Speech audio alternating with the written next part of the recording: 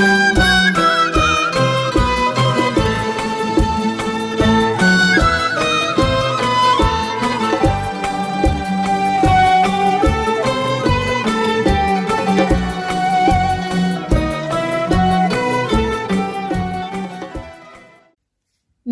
турсунзода.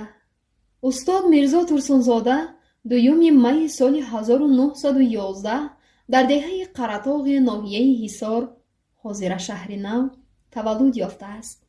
соли 1930 Дорулмуаллимини Тошкандро ба итмом расонда, ба ҳайси мудири шуъбаи умумӣ ва котиби масъули рӯзномаи Комсомоли Тоҷикистон ва муддате дар вазифаи роҳбари қисми адабии театри давлатии Мазҳакавию мусиқии Лелинобод ба номи Александр Сергеевич Пушкин адои хизмат кардааст. соли 1935 ба Иттифоқи нависандагони Тоҷикистон ба кор гузашта, вазифаҳои мудири шуъбаи ташкиливу оммавӣ ва роҳбари шӯрои драманависонро бар уҳда доштааст. соли 1939 раиси сарраёсати ҳифзи сирри давлатӣ, соли 1943 сардори раёсати санъати ҷумҳурӣ таъин гардидааст. аз соли 1946 то рӯзи фавташ раиси Иттифоқи нависандагони ҷумҳурӣ будааст. соли 1951 академики Академияи илмҳои Республикаи Советии Социалистии Тоҷикистон интихоб шудааст. фаъолияти адабиаш аз соли 1929 оғоз ёфтааст. аввалҳо дар соҳаи наср қувваозмоӣ карда, дар саҳифаҳои матбуоти даврӣ бештар очерку ҳикояҳояш интишор ёфтаанд, ки намунаҳое аз онҳо дар маҷмӯаи Байрақи зафар гирдоварӣ шудаанд. воқеаҳои айёми инқилоб, ҷангҳои ҳамватанӣ ва муборизаҳои синфӣ, ҳаёти пурҷӯшу хуруши комсомолон ва комёбиҳои даврони нав мавзӯи асосии очерку ҳикоя ва нахустин ашъори ӯ буданд.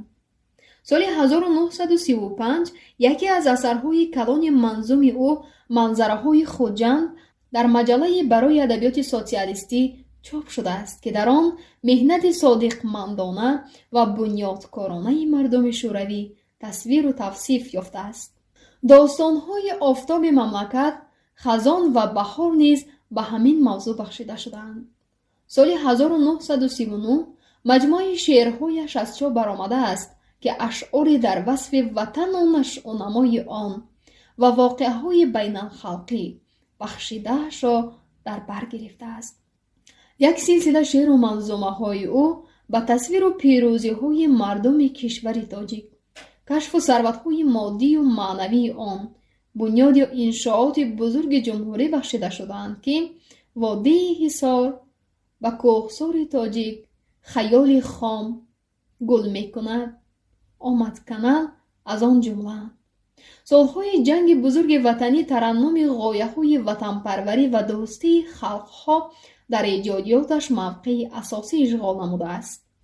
аз ҷумла шеърҳои ватандӯстонаи ӯ «Хайр, модари азиз», «Хотираи капитан», «Ҳамшираҳо», «Сарчашмаи мардонагӣ», «Ҳаргиз», «Ба ҷанг», «Баҳодури тоҷик», «Фарзанди ту меояд» дар солҳои ҷанг хеле шӯҳрат ёфта мақбули хонандагон гардида буданд. дар достонҳои писари ватан ва арӯс аз Москав ғояи дӯстиву бародарии мардуми шӯравӣ тараннум ёфтааст. ашъори баъдиҷангиаш дар маҷмӯаи тӯҳфаи ҷавонӣ фароҳам омадаанд. эҷодкорона аз худ кардани анъанаҳои пешқадами назми шифоҳӣ ва классикии тоҷик, баҳрабардорӣ аз комёбиҳои адибони халқҳои бародар ва омӯхтани таҷрибаи устодони назми рус омили асосии такмили маҳорату маданияти баланди шоирии ӯ гардиданд. эҳсоси набзи замон, дарёфти мавзӯъҳои тоза ва ифодаи фикрҳои бикр, ибрози андешаҳои матлуб, забони фасеҳу равон, тасвироти рангин ва оҳангҳои нарми лирикӣ сабки махсуси суханварии ӯро ташкил доданд. намунаи барҷастаи корбасти пурсамари чунин сабку равияҳои гуногуни шоир سلسله شعرهای قصه هندوستان است که زاده تأثیرات سفر او به هندوستان می باشد. بیهوده نیست که سال 1948 برای قسم یکم سلسله مذکور قصه هندوستان، رود گنگ، مهمان مغری، تارا چندری، باغ معلق، در یاد کس، شاعر سزاوار جایزه دولتی اتحاد جمهوری شوروی سوسیالیستی گردیده است. بعداً پی هم مجموعه های اشعار او پیغام، من از شرق آزاد، موج تبریک ها، قصه هندوستان و قصه مشهور، اثرهای منتخب، چراغ ابدی و غیره ها از چاپ برآمدند که در قطار موضوعهای مهم داخلی در آنها موضوعات گوناگون بین الخلقی، مخصوصاً صلح و امنیت و دوستی بین خلقها موقع نمایان نشان نموده است. داستان حسن عرابکش با تحقیق بدیعی مسئله در جریان ساختمان حیات نو تدریجاً تغییر یافتن شعور و جهانبینی مردم تاجیک در مبارزه با باقی مانده های دنیای کهنه غلبه کردن رسوم نوی زندگی و تبدیل افزای قهرمان اساسی بخشیده شده است.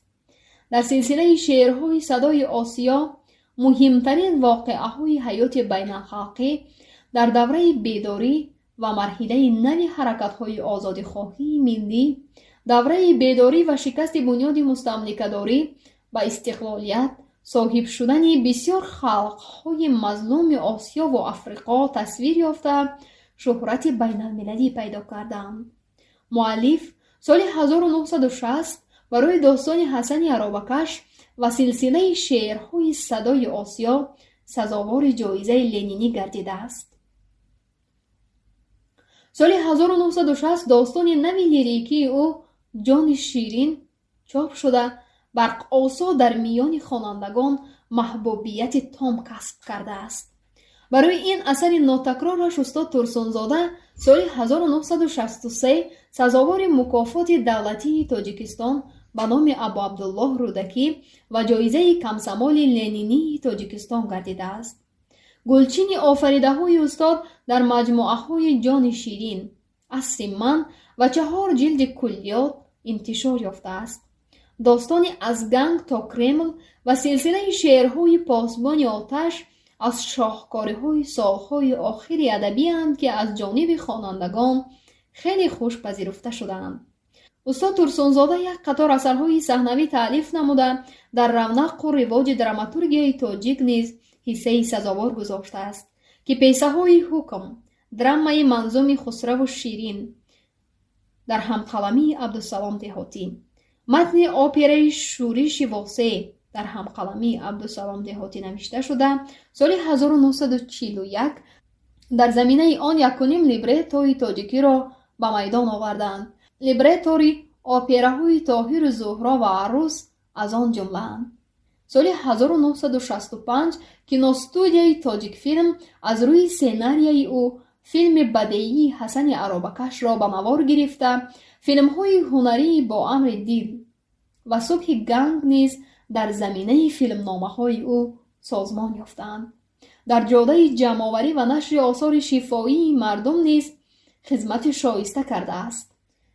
یکی از اولین مجموعه‌های ایجادیات شفاهی خلق نمونه فولکلور تاجیک با سعی و شرکت بواسطه او نشر گردیده است.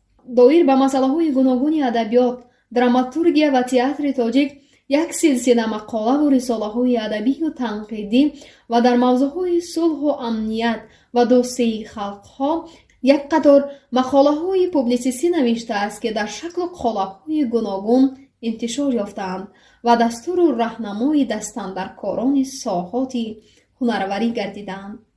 اثرهای علاهیده پوشکین، شفچنکو، نیکراسف، چامبول، روستاویلی، رشیدوف، زولفیه و دیگران را بسا ماهرانه به تاجیکی گردانیده است. اکثر نوشته‌های استاد ترسونزاده و بسیار زبان‌های مردم شوروی و خلق‌های متمدن عالم بارها ترجمه و چاپ شده در پیشرفت عمومی ادبیات شوروی و جهان و صاحب شهرت عالمگیر شدن ادبیات تاجیک حصه بی‌نظیر گذاشته‌اند.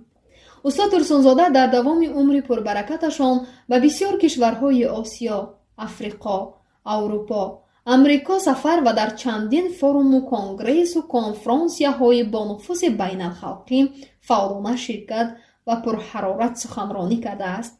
خادم معروف دولتی و جمعیتی، وکیل مردمی در پارلمان جمهوری و شوروی، رئیس کمیته همدلی به خلق‌های آسیا و افریقا، عضو کمیته شوروی صلح و صدارت و کاتبات اتفاق نویسندگان شوروی، رئیس کمیته جمهوریوی محافظت صلح، کمیته مکافات لنینی و رئیس کمیته مکافات دولتی تاجیکستان با نام ابا عبدالله رودکی بوده است. اردن و مدال‌های انقلاب اکتبر، بیرق سرخ مهنت، نشان فخری، کیریل و مفاد جمال عبدالناصر و مدال طلایی کمیته شوروی محافظت صلح مکافاتانیده شده است. برنده مکافات بین الخلقی جواهرلعل نهرو سال 1961 نخستین سزاوار عنوان افتخار شاعر خلقی تاجیکستان گردیده است.